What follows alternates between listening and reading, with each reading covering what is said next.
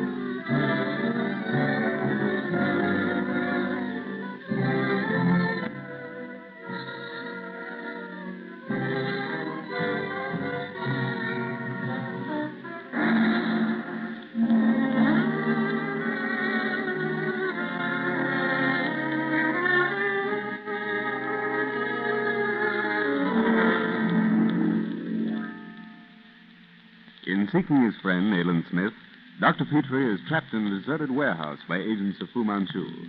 In the room where he is confined, he discovers Nayland Smith also a prisoner. They escape from the room, but are again quickly overpowered by Fu Manchu's men. Dr. Fu, in disgrace with his superior, through loss of a sacred white peacock, informs Smith and Dr. Petrie that only by their immediate death can he partially redeem his honor. Dr. Petrie, having earlier in the evening found the peacock, offers it in exchange for their lives. And Dr. Fu, believing Petrie is merely stalling for time, orders his men to strike the death blow. No, Dr. Fu, wait. Have I ever lied to you? I swear I can restore the peacock. You may have the bird in 10 minutes. Oh, God of Cathay. Oh, God of the Golden Age, like a phoenix I arise from the ashes of myself. Quick, Dr. Petrie, make your bargain. You will release me now, immediately. Mr. Smith will remain here. One of your servants will accompany me and the peacock. And Mr. Smith? Mr. Smith and yourself or another will join me at the corner of the alley. We'll turn the peacock over to you and give you 15 minutes grace, after which we shall take whatever steps we choose. Agreed. Hassan, you have heard. Untie them. Then go with Dr. Petrie. When he shows you the white peacock, you will call me. Petrie, do you know what you're doing? Yes, I do. All right. Come, Hassan.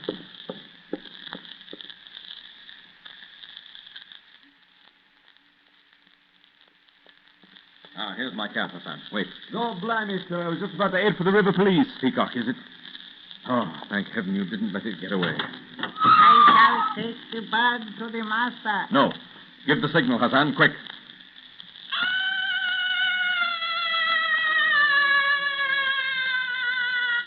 And now, Hassan, you may go or stay as you wish. I shall await the master. It is his order. Here they come. Dr. Petrie, the sacred white peacock.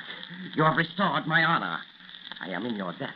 Sometime that debt will be paid in full.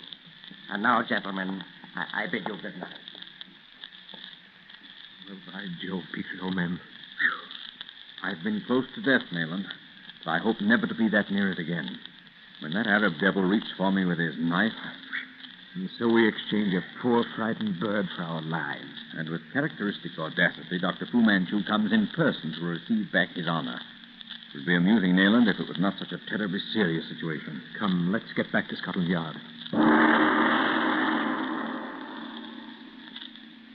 Mrs. McGregor, what in the name of common sense are you doing up at this time of night? Why, it's past 2 o'clock. Why don't you go to bed? Oh, I have been in bed, Doctor, but I cannot sleep.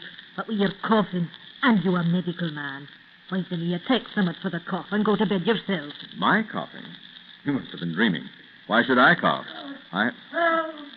Oh, bless me, sir. What was that? Nayland, what is it? Great heavens. Nayland, old man, brace up. Oh, bless me. What's the matter with him, on? He's positively blue. Yes, he's choking. That flask on the dressing table. Mix a bit of brandy and water. Aye. Hurry. Oh, thank heaven. Yeah, are you all right? Thank heaven you woke up, Mrs. McGregor. Nayland, here, drink this. Petrie. That's all right, old man. The poor man's in pain, Doctor. There's no cause for alarm. Will you look at his throat? Petrie, did you see? Oh, it's all right, Nayland. No, don't sit up. Lie still for a moment. Mrs. McGregor, will you go to the kitchen and heat some water? Hurry, please. I'll have it at once. And some gauze from my office. I'll bring it. Nayland, what was it? What happened? Close escape, Petrie. Phew. I have the strength of a kitten. Your weakness will pass.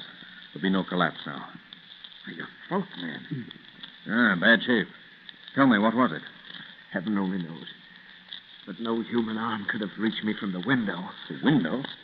But it's open only 4 inches. It won't open further since we fixed those iron brackets for the frames. How else could anything reach me if not through the window? But the bed is 4 feet from the window. Yes, I know. Nevertheless, that was a narrow shave, Petrie, old man. Narrower than you appreciate. You were a most unusual shade of blue when I found you. Here's Mrs. McGregor with hot water and bandages. Tis good to see you out of it, Mr. Smith. You were fair choking to death. You was coughing so a body couldn't... Coughing. That's it, Petrie. The coughing. You mean to say it wasn't you coughing? No, old chap, it wasn't. I was awakened just before the attack by someone coughing. A sort of grunting cough. An attack, you say, Mr. Smith? But who'll be attacking you in a house that's locked up, reflocked or bottom? Yes, it was a dream, Mrs. McGregor. Nightmare. You're right. No one could reach me here. Oh, of course. Now, you'd better go back to bed, Mrs. McGregor, and get what sleep you can. I'll try. Well, good night. If you need me, Mr. Smith, you'll call. Thank you, I will, Mrs. McGregor. Good night. And now, Nayland? They were fingers, Petrie. Fingers of steel. I managed to tear them away for a moment, long enough to cry out once. Then they were back at my throat. I've always insisted that there was danger even though we fixed the windows. What of poison darts? What of reptiles and insects which form part of Fu Manchu's armory? Oh, none of those agents was employed this time. The very menace that I sought to avoid reached me somehow. You have no idea what... There's the clue on the table. Follow it if you can. I admit I haven't the vaguest idea what it was. Some sort of unnatural, distorted creature with extremely long arms. And by the looks of those marks on your neck with the grip of steel clamps. The things that dug into my windpipe were small and hairy. Evidently, I used my nails freely. Look at the result. A blood-stained fragment of grayish hair attached to a bit of skin. Well, you heard this coughing, Nayland, and nothing else? Oh, I can't be sure. But I seem to recall something like the cracking of a whip just before I lost consciousness. An elaborate murder machine is set up somewhere here in London, Nayland. Our lives are menaced, sleep is a danger, and every shadow threatens death.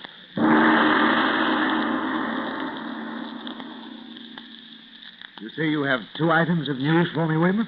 There are 2 points, yes. First, the headquarters of the Seafan, or Fu Manchu, is no longer in the East End. How can you be sure of that? Well, because that district must now be too hot to hold Fu Manchu. And second, we have just finished a house-to-house search and haven't missed a rat hole. I see. Has the Yard had any report of a stranger, an Oriental, visiting London? The only Oriental to land in England in the past fortnight is Mr. Wong Lu, the new attaché to the embassy in London. And he wouldn't be your man. Wong Lu, eh? And your second news item? Burke. He got away somehow in the confusion after the raid. He's been hiding ever since with a cousin, a farmer, out Upminster way. Hiding, Weymouth? Exactly. Hiding, Dr. Petrie. He's been afraid to stir ever since. Hasn't shown his nose outside his cousin's house. He says he's watched night and day. Then how did he get to you? He made a break this morning, concealed in his cousin's market wagon. He landed at Covent Garden early and came straight to the Yard. Well, what's he afraid of, Weymouth? He knows something, and Fu Manchu is after him because of it. What does he know? Well, every man has his price, and Burke seems to think you're a more likely market than we at the Yard. He wants to see me? He wants you to go and see him. Did he give you any particulars? Oh, several. He mentioned a gypsy girl with whom he spoke one day. A gypsy girl? You think it was Karame? No doubt of it, Doctor. She got him to write an address on a loose page of his notebook for her. Well, I don't see any special significance in that, Weymouth. I do, Petrie. Very special. And to confirm a suspicion, I'm going to visit the British Museum shortly. Did Burke go back, Weymouth? Yes, in his cousin's farm wagon again. I never saw a more frightened man in my life. Well, he may have had good reasons. He had good reasons. If Burke knows anything about Fu Manchu, he can escape death only through a miracle. Anything else, Weymouth? He insists that something comes almost every night after dark and coughs outside his window. Did he describe the sound as a cough?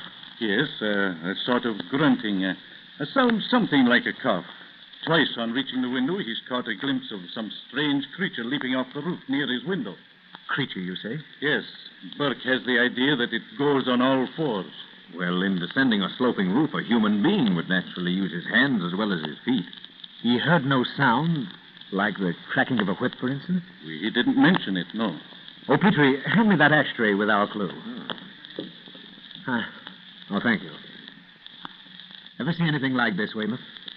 Oh, it's something like the skin of a water rat. Yes, there is a resemblance, but... Have a look at my throat. Did you ever see a water rat that could leave marks like these? Great Robbie Burns. When did that happen? Last night. The thing with long arms that Burke saw on the roof, the thing that coughs, is identical with the creature that left these marks on me. I'm positive of that. Fu Manchu has brought some new and dreadful creature in this coughing horror from Burma. Not from Burma, Petrie. From Abyssinia. What? On the floor. Beside your foot, Weymouth. A stone. A paper fastened to it. I say, it's for you, Petrie. For me? Look at this. By Jove. Well, what is it, man? Read it. Dr. Petrie, I am in your debt. Be warned, therefore. Do not enter into any plot or plan against me. It would be your undoing. Signed, Fu Manchu.